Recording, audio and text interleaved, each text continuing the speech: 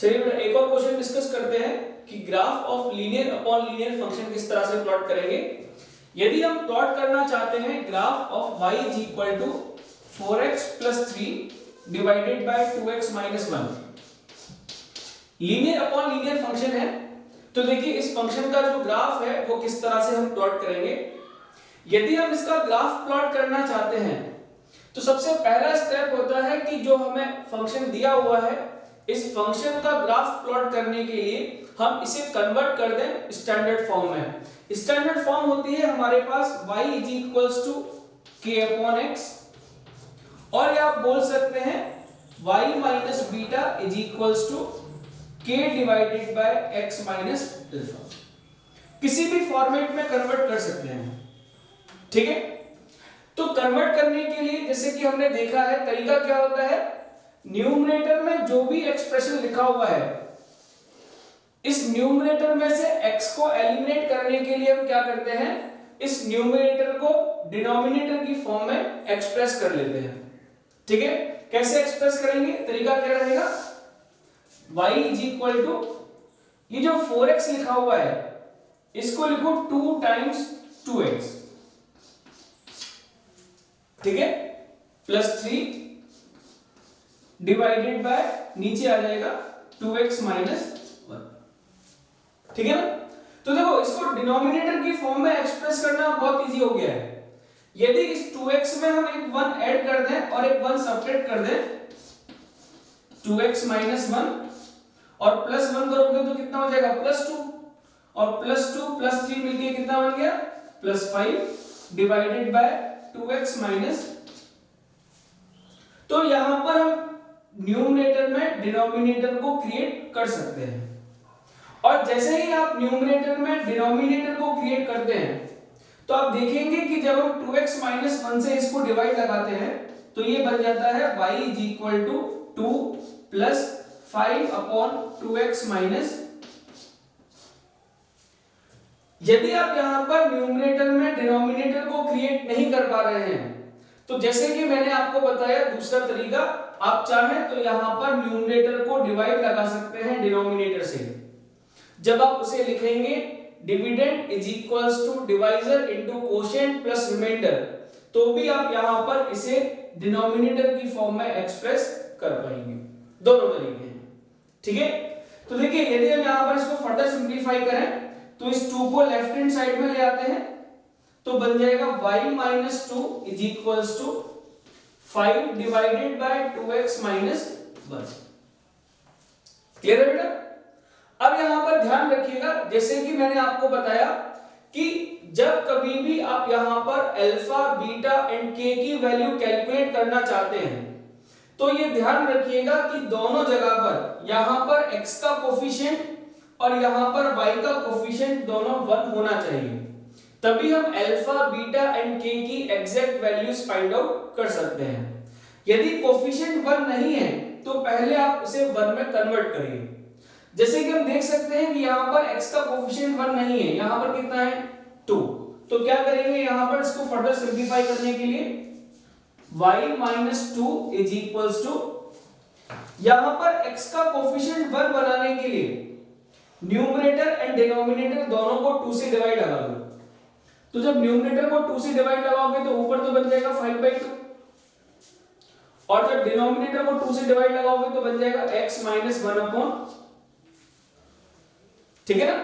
अब चूंकि यहां पर x का कोफिशिएंट और y का कोफिशिएंट दोनों 1 है तो हम इजीली फाइंड आउट कर सकते हैं कि अल्फा की वैल्यू कितनी है 1/2, बीटा की वैल्यू है 2 और k की वैल्यू कितनी है 5 अपॉन। क्लियर। तो यदि आप अल्फा बीटा और k की वैल्यू फाइंड आउट कर लेते हैं तो हम यहां पर फंक्शन का ग्राफ बहुत इजीली प्लॉट कर सकते हैं, ठीक है बेटा। ग्राफ प्लॉट करने के लिए देखिए तरीका क्या होता है, जैसे कि हमने डिस्कस किया है।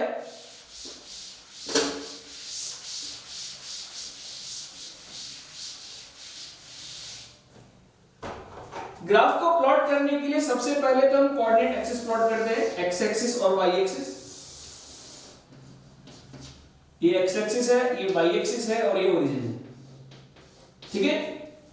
उसके बाद हम क्या करते हैं, ओरिजिन 0,0 को शिफ्ट करते हैं at the point alpha comma beta. चूंकि यहां पर अल्फा की वैल्यू पॉजिटिव है और बीटा की वैल्यू भी पॉजिटिव है, इसलिए point alpha comma beta 1/2, first quadrant में मिलेगा, इस जगह पर मिलेगा। ठीक है ना? तो यदि हमने ओरिजिन को शिफ्ट किया है पॉइंट 1/2, 2 पर, तो इसका मतलब है कि line x is equal to 1/2 will become new y-axis and the line y is equals to 2 will become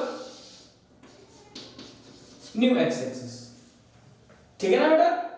जो लाइन है y is equal to 2, ये लाइन x-axis बन जाएगी and the line x is equal to 1/2 will become the new y-axis।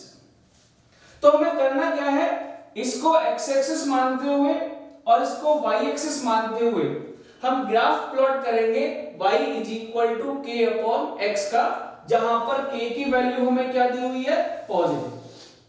और जब k की value positive होती है तो हम जानते हैं कि उस केस में फंक्शन का जो ग्राफ बनता है, एक तो फर्स्ट क्वाड्रेंट में बनता है और दूसरा ग्राफ थर्ड क्वाड्रेंट में बनता है। क्लियर? यदि आपको ग्राफ प्लॉट करना है और ये आइडेंटिफाई करना है कि कहां पर ये ग्राफ x एक्सिस को इंटरसेक्ट करेगा, कहां पर ग्राफ y एक्सिस को इंटरसेक्ट करेगा, तो हम वो पॉइंट्स भी आइडेंटिफाई कर सकते हैं। जैसे कि आपको फाइंड आउट करना है कि ग्राफ कहां पर x एक्सिस को कट करेगा, तो इसके लिए यहां y की जगह 0 पुट कर दीजिए। y की जगह 0 पुट करेंगे तो x आ जाएगा यहां पर -3/4, 0 पॉइंट आ जाएगा। यदि हम ये कैलकुलेट करना चाहते हैं कि ग्राफ किस पॉइंट पर y एक्सिस को कट करता है, तो इसे फाइंड आउट करने के लिए x की जगह पर 0 पुट कर दीजिए, क्योंकि y एक्सिस के ऊपर x कोऑर्डिनेट क्या होता है, 0। तो जब हम x की जगह 0 पुट करते हैं तो पॉइंट आ जाएगा 0, -3। इसका मतलब है कि जब हम ग्राफ प्लॉट करेंगे थर्ड क्वाड्रेंट में, तो ग्राफ इन दोनों पॉइंट से पास करेगा। ग्राफ कुछ इस तरह से बन जाएगा।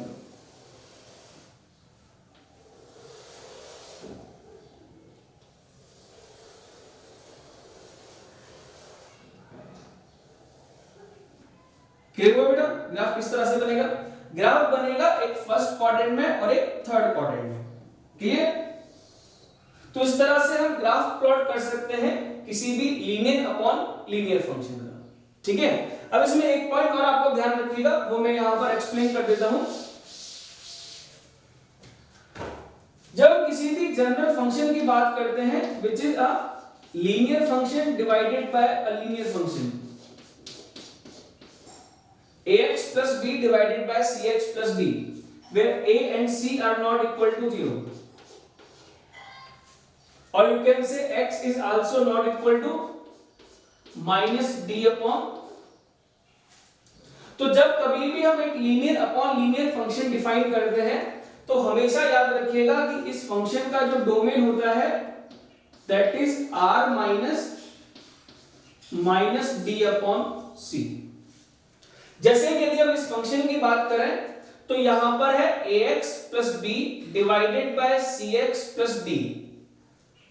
तो यदि हम यहां पर डिनोमिनेटर को जब 0 बनाते हैं तो डिनोमिनेटर को 0 बनाने पर x की वैल्यू क्या आती है, 1/2।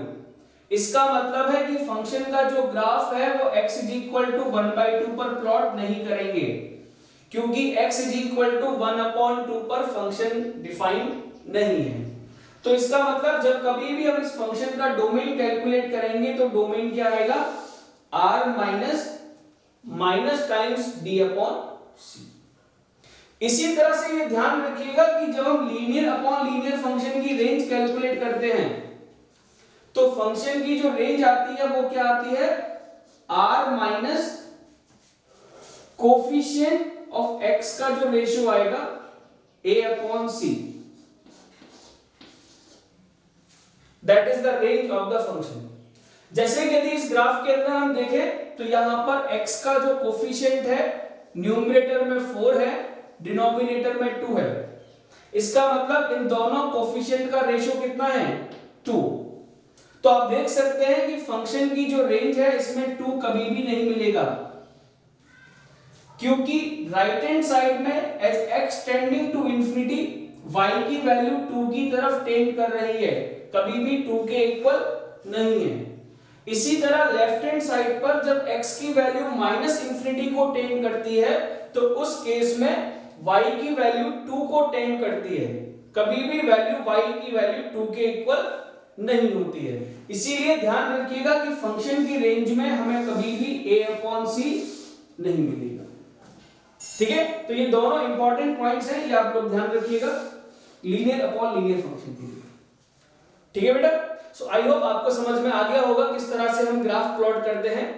यदि आपको वीडियो अच्छा लगा है तो वीडियो को लाइक एंड शेयर आप जरूर कीजिएगा। Thank you.